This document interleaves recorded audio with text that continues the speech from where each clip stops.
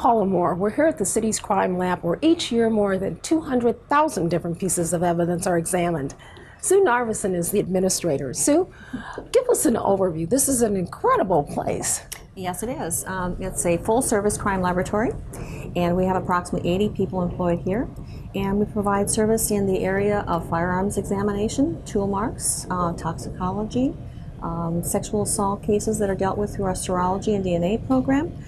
Also drug analysis, question documents examination, latent prints examination, and we also have a full-scale evidence technician program that responds to crime scenes. Okay. Now, I know a lot of people that are watching probably don't understand all of the things that you just said, but I know that it's important for people to know that this is where different murder cases, all kinds of cases that you're looking at evidence for. Is that correct? Everything from simple misdemeanors to full-scale felonies, triple homicides, very violent sexual assault cases, and also drug offenses, DUI cases, driving under the influence, toxicology cases, people who've ingested controlled substances and now are under the influence of those drugs. So, wide variety of cases. Okay, and evidence, let's talk a little bit about the different kinds of pieces of evidence that you're looking at.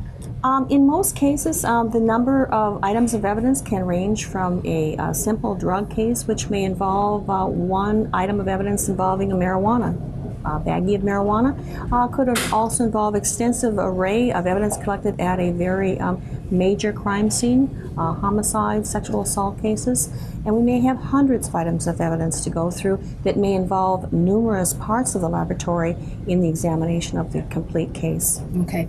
Now, the kinds of people that work here, are they all scientific people, or are they, what kind of people? What backgrounds? Yes, they are. Most of them have degrees in science, generally chemistry, physics, biochemistry, or biology, and we also have individuals that have advanced training in latent print analysis and crime scene processing. Okay. Lots of state-of-the-art equipment that you're using in this place. Yes. I think in the last 10 years, crime-fighting technology has really risen. Serology DNA. Lots of work going on, too. Yes, a working laboratory in progress. But in regard to crime-fighting technology, we have state-of-the-art equipment and instrumentation that allows us to virtually apply identification methods to the analysis of the evidence. 10 years ago, a lot of the information that we can glean from evidence could not have been obtained. A lot of cold cases now can be addressed, and we can actually solve cases that are years old that could not have been solved with former technology. Now, I'm looking at all of the guns that we see here, and there must be thousands of guns. These are all from cases. These have been acquired from cases that have been adjudicated, and they're here as exemplars for use by our firearms examiners in denoting the proper operational configuration of the particular weapon and any other unique features of that weapon that might be useful to them in comparing to weapons that are derived from crime scenes. Okay, you think that there's basically a few different kinds of guns, but this indicates that the creativity, there are lots of different kinds. Yes. Some of these are as the manufacturer intended them to be, and others have been modified by the individuals, either to make them easy to secret, for instance, in a coat or a jacket, or, I mean, they're very creative in how they can create a weapon from household items that you would find in anybody's residence or limited access areas. So we have an entire array of some very, very interesting weapons here. Now, it also seems like you deal with so many different kinds of things. There's never a dull day here. No. There are no two cases that are the same, and I think that's the really interesting part of working as a forensic scientist, is that every single case is different. We have the opportunity to work very closely with our investigators. We work very closely with the prosecutors. We also work closely with defense counsel and the courts. So it's a multifaceted occupation that's extremely interesting to everybody that's involved. Okay. Tell us about the kind of case. You're going to take us through a mock case. Tell us about that. Yes. What we've done is we've developed a scenario for this mock case presentation to kind of give the viewers an idea of what actually transpires in a crime laboratory. This particular case involves a handgun that was found. It's at this point not related to any particular crime. We have no suspect in the case. So the handgun is coming into the forensic firearms examiner first, and they will have the first opportunity to look at the weapon.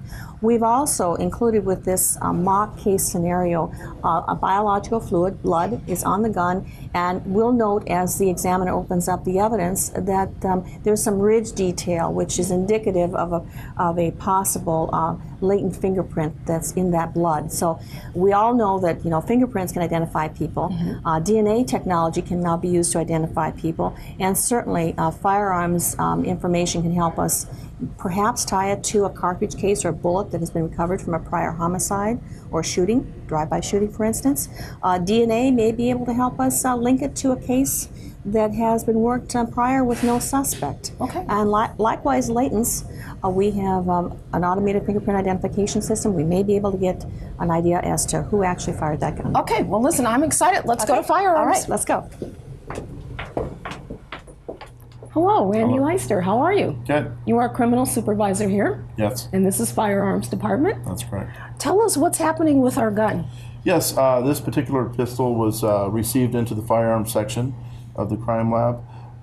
It was found property, and usually on a case like this, what we'll do is examine the pistol for any trace evidence, blood, possible tissue or hair. We will then fire the weapon and enter it into our drug fire system, which is a database of expended shell casings, and could match it to a possible crime scene. Okay.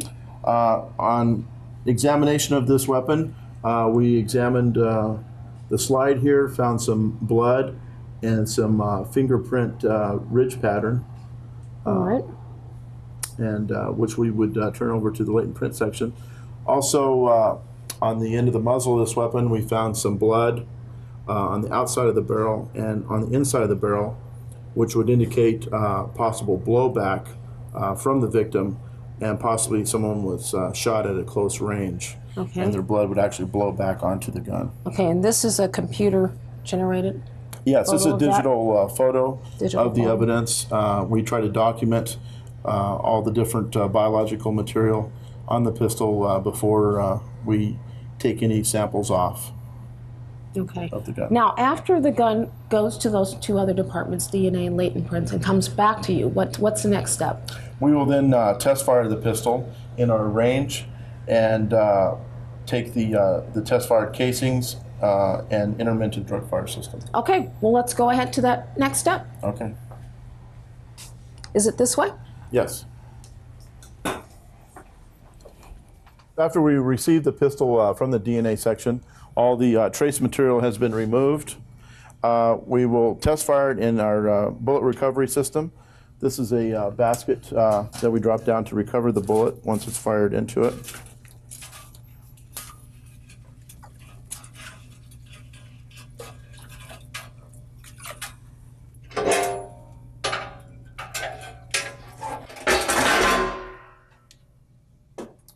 Okay, at this point, I'll have to shut the door of the range in order to test fire the weapon for safety precautions.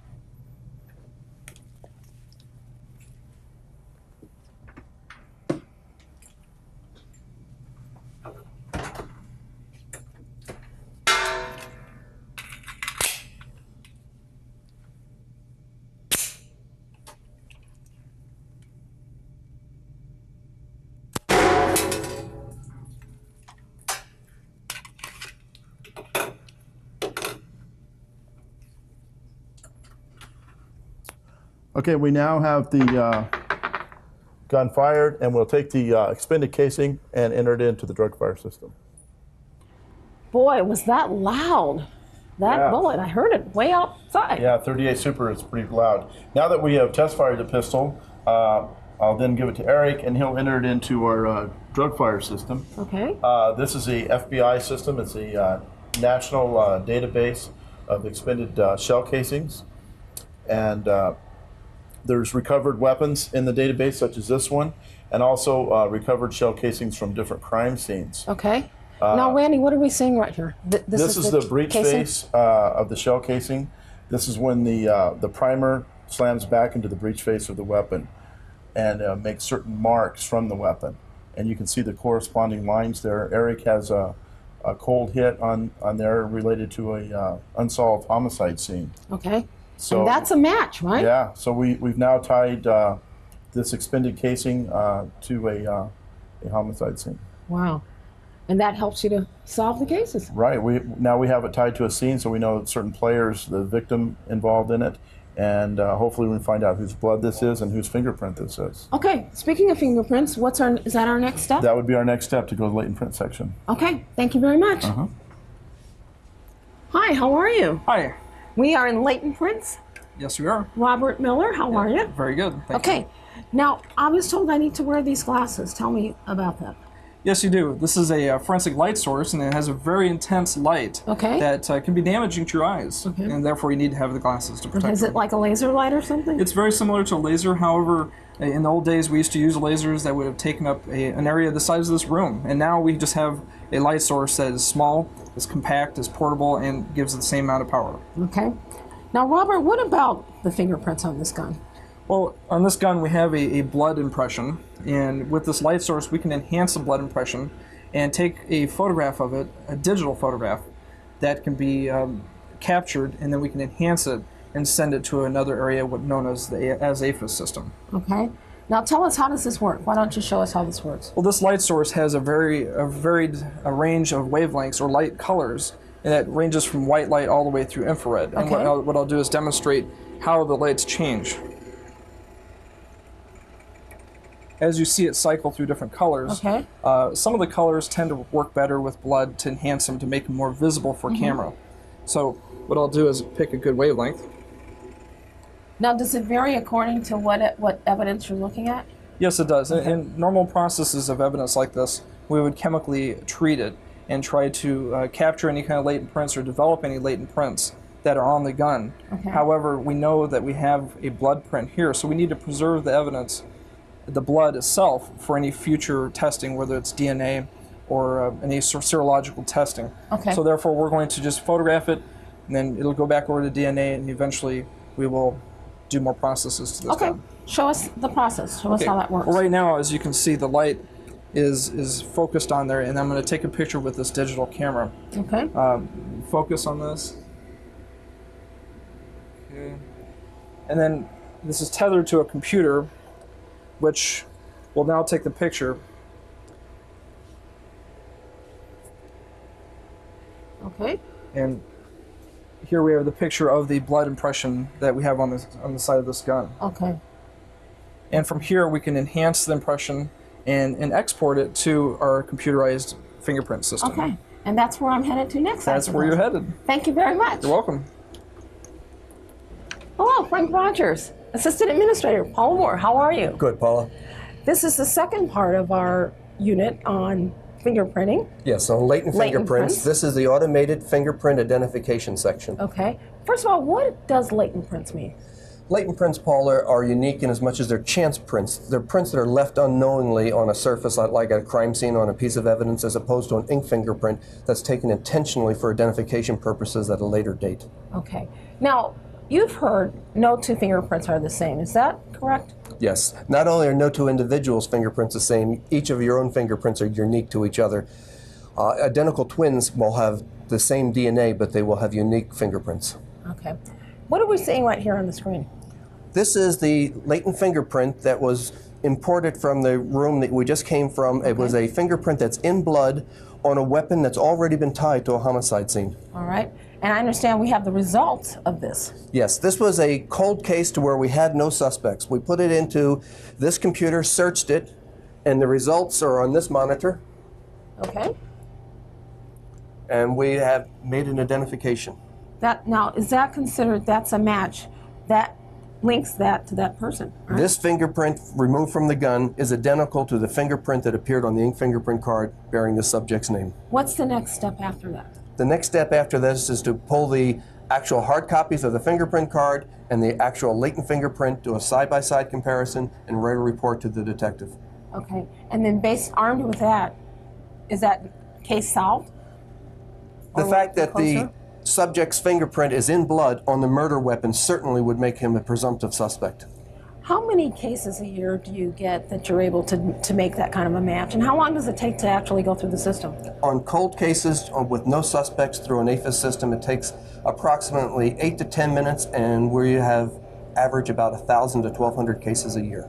Okay. And those are cases that are actually matches, right? That is correct. Okay. Now, what about the number of prints that you have in your system? Let's talk about that a little bit. In '91, Phoenix put the APHIS system online, and it had approximately 750,000 prints on file. In November of 1992, we upgraded it to a state system, and presently there's 120 million sets of 10 prints in this database. Now, are all of those criminals, or are those just prints that some kind of way work their way into the system? Those are prints that for some reason had been taken, such as if you were applying to be a teacher, if you wanted to be a law enforcement officer, if you were arrested. They are not, it's an identification system. It's not a criminal identification system. Okay, okay. Now, finally, we're headed to DNA next. I understand that based on this information, we'll be able to find out a little bit more. Yes, since the trace evidence on the gun also contained blood, then DNA will be your next stop. Okay, well, listen, thank you very much. Thank you, for Paula. the information. Take care.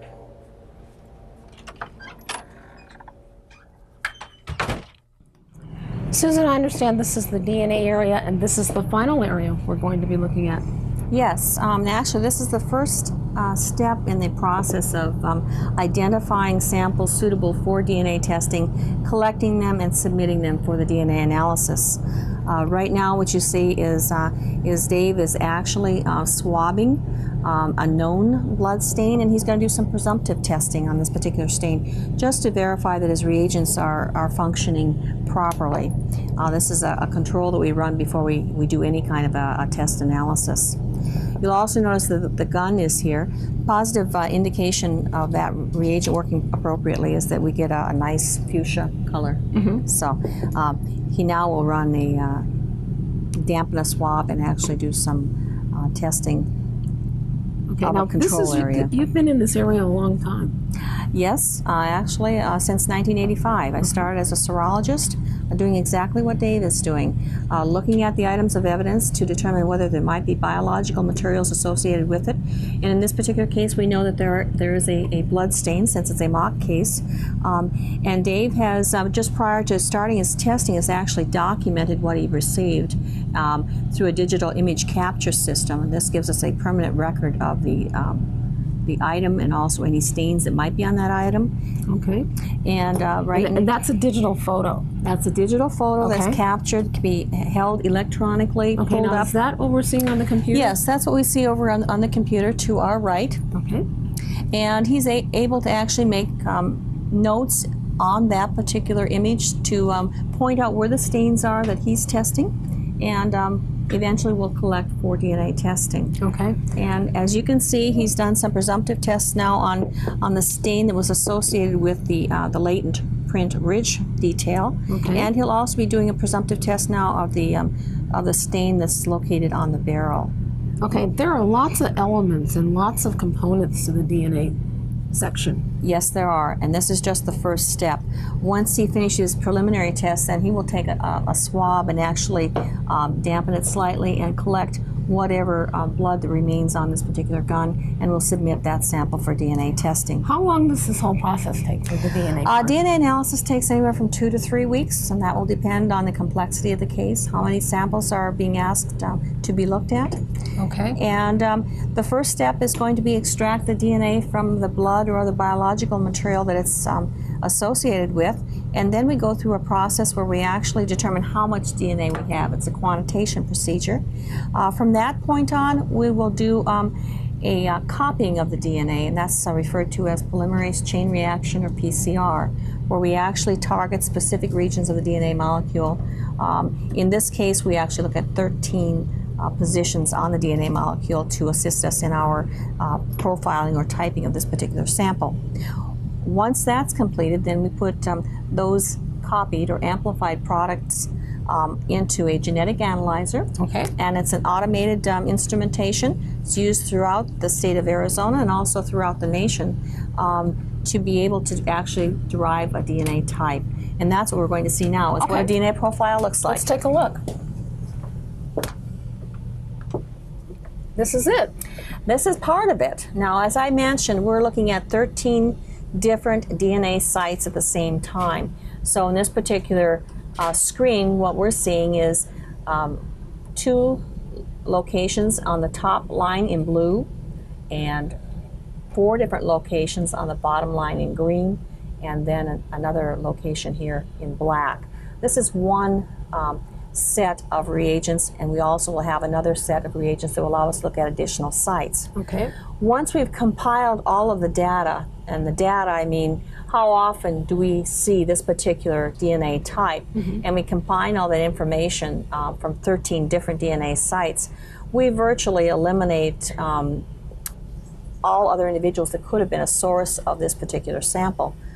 So for instance, if you don't have an identical twin and I were to type your DNA profile would be approaching uniqueness. Okay. So it's not like latent prints, fingerprinting, where no two fingerprints are the same? Is it the same as that area? It is if we can test enough sites. Okay. And I'll give you an example. With 13 sites, the most common DNA profile found amongst the Caucasian population would be found only once in 150 billion individuals. And if we recognize that the Earth's population is only 5 billion, we have achieved virtual identity. Okay. So from a scientific perspective, we have eliminated all other possible contributors to this profile. Likewise, in most cases, we far exceed that. We'll get into the quadrillions and the quintillions. Wow. So it's an extremely powerful technique. Very unique. Very, very unique, yes. Well, listen, thank you so much. This has been so educational. Is the facility open to the community? Yes, it is, by appointment and on a time available basis. Obviously, the facility is not large in size, and we have a large number of staff here, but their primary focus is on getting the criminal casework process. So it's on a time available basis. They can contact the laboratory and schedule a visit if they would like to, or if they'd like just additional information about the field of forensics, we'd be happy to talk to them. Susan, thanks so much for all of the information. You're very welcome. And thanks so much for watching. I'm Paula Moore for City Scene.